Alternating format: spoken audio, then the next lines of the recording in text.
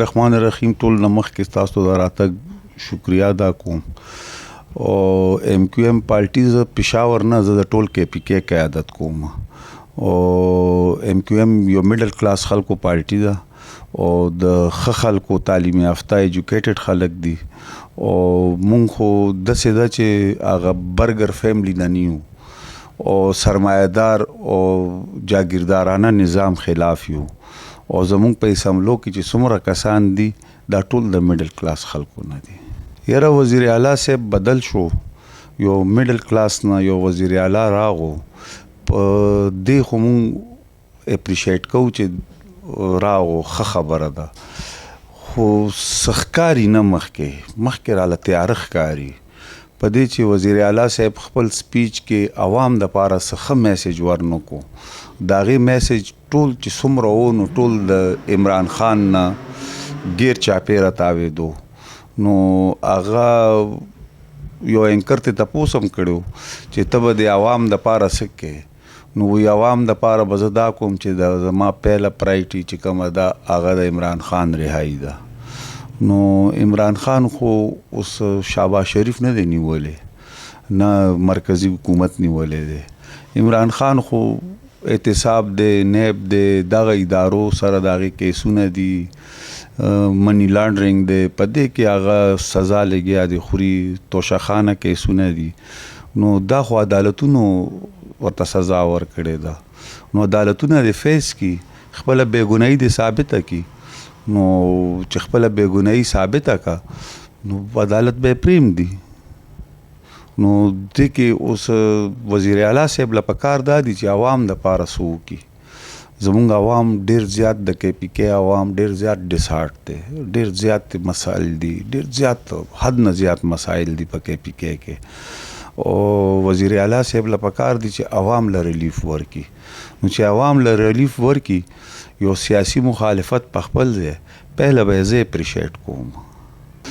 یاره پرون په اسلام آباد کې میټینګ و د ګلګت بلتستان وزیر اعلی، د پنجاب وزیر اعلی، د بلوچستان، د آزاد کشمیر وزیر اعظم او زمونږ سی ایم تم دعوت و، خو زمونږ سی ایم ورته وویل چې زه اسلام آباد کې یم خو تاسو له دې میټینګ له نه راځم.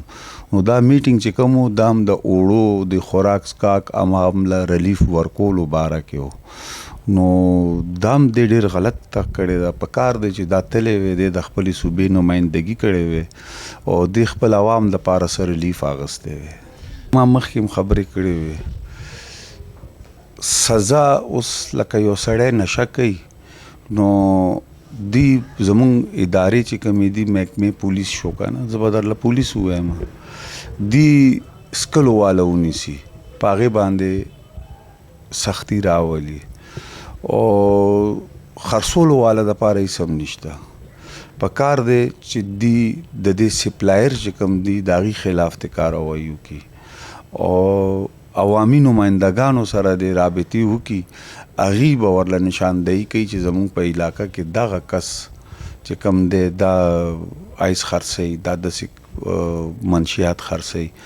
خو بدقسمتي زمونږ دا ده چې دې دپاره یو پراپر فورس پکار دی، دې شیز دپاره یو پراپر فورس پکار دی چې کوم دا لوکل سپلایرز دي د دې خلاف د کاروایي وشي، سخته نه سخته کاروایي دې وشي. اوس دی پولیس سړی ونیسي، عدالت یې پرېږدي، نو عدالتونو له هم پکار دي چې د داسې کیسونو کې د ضمانت نه ورکوي، داسې کیسونه د زر تر زره فیصله کوي او سزا دې ورکوي. په دې کې د ډیفینس سره پکار نه دی. افغان مهاجرینو دپاره همدغه میسیج دی چې مونږ وایو چې لاړ شي، ښه دی خپل وطن ته دې لاړ شي. ما زه دا خبره اکثر کوم چې یو این ایچ سی آر دی نه د رفیوجیز ټکی واپس اخیستی دی، یو این ایچ سی آر دی نه د رفیوجیز ټکی واپس اخیستی دی. نو چې رفیوجیز ختم شو نو به دی ختم دي، نو دی په کم بیس پاکستان کې پراته دي، دی د لاړ شي خپل وطن له، پاسپورټ دی جوړ کړي، ویزا دی ولګوي، راځي دی، په دې خو څه پابندي نشته که نه. خو چې کم دلته کې لیګل پراته دي لکه کارډونه یې جوړ کړي دي، ماجر کارډ دی لم پکار دی. په دې چې رفیوجیز ټکی ختم شو نو ماجر کارډ ضرورت نشته، نو دا تک پکار دی د دې او عزت سره ولیږو. مونږ خو وایو چې مونږ سره 40-45 کاله تیر کړ، نو مونږ وایو چې په عزت لاړ شي. خو که په عزت نه ځي نو بیا مونږ خپلو ادارو سره به ولاړ یو، خپلو ریاست سره به ولاړ یو، په دې چې دا د ریاست باندې یو ډېر غټ بوج دی. ایم کیو ایم پاکستان طرف نه زم دا میسج به یوت ته به ورکوم، عوام ته به ورکوم چې دا یو د میډل کلاس خلکو پارټي ده او متحده قومي موومنټ پاکستان د میډل کلاس خلکو پارټي ده او دې کې دا نشته چې جاگیردار به راځي او به اسمبلی لځي. نو تاسو راشئ د متحده قومي موومنټ پاکستان سره ودرېږئ او د هغې په قافله کې شامل شئ. دا د هغه خلکو قافله ده چې چا پاکستان جوړ کړی دی.